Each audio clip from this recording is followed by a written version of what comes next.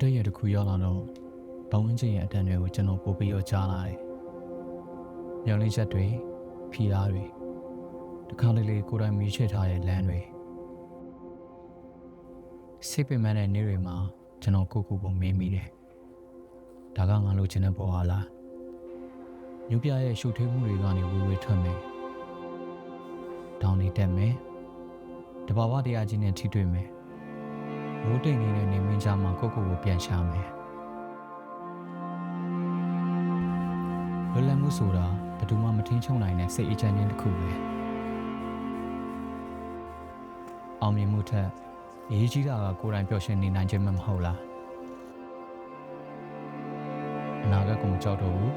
။ခုချိန်မှာတက်ရှင်နေဆိုတာကိုပဲပြေရောခံစားခြင်းနဲ့ဒီခီးကနေရာတွေ့တွေ့ကိုရှာဖို့မဟုတ်ဘူး။ကိုပြန်တွေးဖို့ပါ။